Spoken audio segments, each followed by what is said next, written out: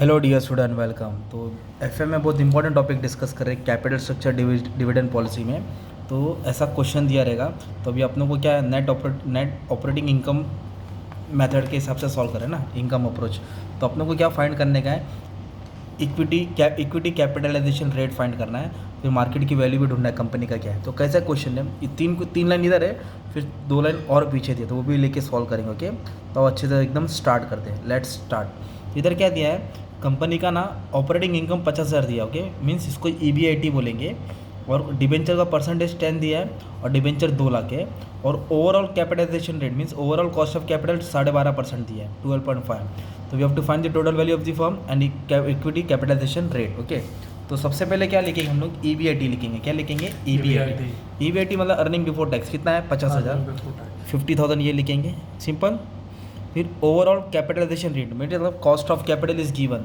कितना दिया cost of capital, 12.5%। इधर लिख देंगे 12.5%। ओके, तो टोटल वैल्यू ऑफ कंपनी का फॉर्मूला क्या है, जो EBIT है ना, मतलब प्रॉफिट, मतलब ना कंपनी का 12.5% प्रॉफिट है, तो टोटल कंपनी की वैल्यू कितनी है, कंपनी का फर्म का वैल्यू कितना है वो फाइंड करना है। तो प्रॉफिट से और ये कॉस्ट ऑफ रेट से कंपनी की वैल्यू मिलेगी।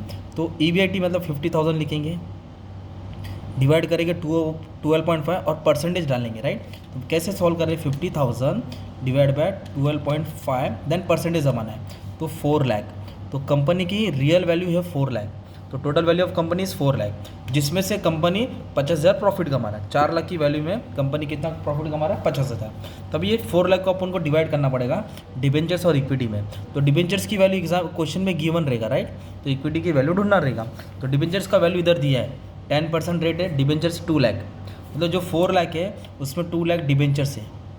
4 लाख में से 2 लाख क्या है, डिबेंचर्स, मतलब कर्जा है, कंपनी ने उधार लिया है। तो फिर 2 लाख क्या रहेगा, बैलेंस इक्विटी रहेगा ना। 4 लाख में से 2 लाख गया तो 2 लाख इक्विटी आ गया, simple.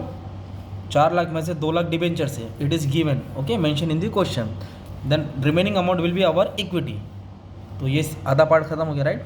We have to find equity capitalisation rate, equity का रेट फाइंड करना है। तो इक्विटी का रेट फाइंड करने के लिए अर्निंग लेना पड़ेगा, available equity shoulder divide by market value of equity. तो अर्निंग कैसे आएगा, EBIT से आपको इंटरेस्ट माइनस करना पड़ेगा। तो EBIT कितना है, 50,000 है। EBIT कितना है, 50,000 है। और इंटरेस्ट किस पे होता है, डिबेंचर्स पे होता है। तो डिबेंचर्स का अमाउंट 2 लाख है। What is amount of debenture, 2 lakh. And what is the rate of interest, 10%। तो 2 लाख पे 10% इंटरेस्ट देना पड़ता है। तो 2 लाख पे 10% 20,000। 2 लाख पे 10% कितना हो गया, 20,000। तो 30,000 क्या हो गया तुम्हारा, earning available to equity shoulders, earning available to equity shoulders. तो with the help of this we can find our equity capitalisation rate. Equity का क्या कॉस्ट ऑफ रिटर्न है, रेट है। ओके, तो अर्निंग मतलब ये लिखेंगे सॉल्व करके जो है ना। तो कितनी अर्निंग है, 30,000, simple. And what is the market value of equity, market value of equity is 2 lakh. 4 lakh is the total value of company, out of this 2 lakh is debenture and 2 lakh is equity. So we have to consider market value of equity because we are finding equity capitalization rate। और into 100 डाल देंगे, क्या डाल देंगे, into 100। तो 30,000 को divide किया 2 लाख से और परसेंटेज दबा देंगे, डेट विल बी आवर 15%। तो the 15% is our equity capitalisation rate, simple. Okay, now we have to consider that. अभी इधर क्या दिया क्वेश्चन में, इतना क्वेश्चन है ना, तो they are adding, suppose they are making a condition that firm increase the amount of debt from 2 lakh to 3 lakh. मतलब पहला डिबेंचर 2 लाख था, अब डिबेंचर 3 लाख हो जाएगा। तो यार question is changing. Okay, exam में आपको ये 3 लाइन आएगा और उसके नीचे ये 2 लाइन आएगा। तो वापस से भी अपने को सॉल्व करना पड़ेगा, वापस से स्टेटमेंट सब बना के सॉल्व करना पड़ेगा, राइट। तो क्या कंडीशन दिया है, that debenture is 2 lakh to 3 lakh. Okay, proceed of debenture to repurchase equity share, the value of fund remain unchange. मतलब जो वैल्यू ऑफ फर्म है वो 4 लाख ही रहेगा। Okay, it will remain unchange. Now we have to find but the equity capitalisation rate will go up to 20% as shown below. तो कैसे जाएगा, कैसे सॉल्व करेंगे, आज स्टार्ट करेंगे। तो first EBIT we have to remain same, that is 50,000 has given in the question. And cost of capitalization rate also were given same 12.5। तो with the help of this 50,000 को इससे डिवाइड करेगा ना बंटी, तो 50,000 को 12.5 करेंगे, है ना, परसेंटेज। तो वैल्यू ऑफ फर्म आएगा 4 लाख। तो value of company will be same but there is a change in debenture. Debenture में चेंज है ना, डिबेंचर कितना था, 2 लाख से कितना हो गया, 3 लाख। अर्लियर द डिबेंचर में 2 लाख ना, now debenture has increase from 2 to 3 lakh. तो here we have to write 3 lakh debentures. तो 4 लाख में 3 लाख डिबेंचर्स है, तो 1 लाख मार्केट वैल्यू इक्विटी। तो 1 लाख क्या हो जाएगा market value of equity. Simple. Now you have to find equity capitalisation rate. क्या फाइंड करना है? Equity capitalisation rate. तो इसलिए आपको क्या करना पड़ेगा? EBIT से इंटरेस्ट माइनस करना पड़ेगा। तो what is our EBIT? That is 50,000। Okay, तो इंटरेस्ट किस पे लिख लेगा? डिबेंचर पे लिख लेगा। 3 लाख पे 10%। 3 लाख पे डिबेंचर कितना देने का? 10%, दैट इज 30,000। तो what is earning available to equity shareholder? 20,000। तो now we have to find equity capitalisation rate. तो क्या formula? Earning available to equity shareholder that is 20,000 divide by market value of firm, market value of equity. तो market value of equity कितना है? 1 lakh into क्या करेंगे? 100। तो ये percentage will be 20%। तो इक्विटी का कैपिटलाइजेशन क्या हो जाएगा? चेंज होगा, क्योंकि डिबेंचर्स की वैल्यू भी चेंज हो गई ना, इसके वजह से 20% आएगा। तो जब डिबेंचर्स 2 लाख था तो कैपिटल इक्विटाइजेशन रेट 15% था। अब डिबेंचर 2 से 3 लाख हो गया तो कैपिटल इक्विटाइजेशन रेट कितना हो गया? 20% हो गया। सिंपल। अभी ना अलग से अपनों को ये भी निकालना पड़ेगा, weighted average cost of capital. अभी दोनों का कॉस्ट ऑफ कैपिटल निकालना पड़ेगा। इधर डिबेंचर का आएगा, इधर इक्विटी का आएगा। ये प्रेजेंट प्रोजेक्ट का प्रेजेंट, और ये प्रपोज मतलब जो क्वेश्चन चेंज हुआ। तो फिर ये भी तुमको सीखना पड़ेगा कैसे निकालते, राइट। तो इसके लिए एकदम ना बच्चे लोग कन्फ्यूज हो जाते हैं। तो सबसे पहले ना इधर डिबेंचर का लिखेंगे, इधर इक्विटी का लिखेंगे। ओके, डिबेंचर और इक्विटी। तो डिबेंचर का परसेंटेज कितना दिया क्वेश्चन में? 10%। तो we have to write 10%। Okay, और इधर नीचे क्या लिखेंगे? Total value of the company 4 lakh. क्या लिखेंगे? Total value of company 4 lakh. फिर प्लस करेंगे, इक्विटी का कितना रेट है? 15%। और इधर लिखेंगे total value of company that is 4 lakh. Okay, अब डिबेंचर की वैल्यू कितनी है? 2 लाख। डिबेंचर की वैल्यू कितनी है? 2 लाख। इधर 2 लाख लिखेंगे। और इक्विटी की वैल्यू कितनी है? 2 लाख। इधर भी कितना लिखेंगे? 2 लाख। ठीक है, अब इसको सॉल्व करके तुमको क्या मिलेगा?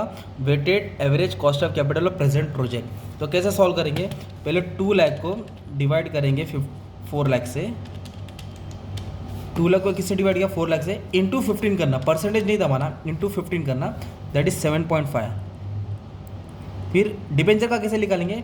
2 lakh divide by 4 lakh. Okay, into 10 करेंगे। इंटू क्या करेंगे? 10, दैट इज़ 5। अभी इन दोनों को ऐड करेंगे ना, इन दोनों को, तो 12.5। ये क्या हो गया तुम्हारा? Weighted average cost of capital of present. तो वैसे ही आपको weighted average cost of capital of propose, मतलब जब डिबेंचर चेंज हुआ, इसका फाइंड करना है। तो मैंने क्या बोला? पहले डिबेंचर लिखेंगे, फिर क्या लिखेंगे? इक्विटी।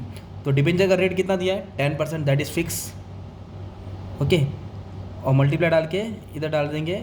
और कॉस्ट ऑफ इक्विटी कितना है? 20%। नीचे क्या आएगा? Total value of company that is 4 lakh fix.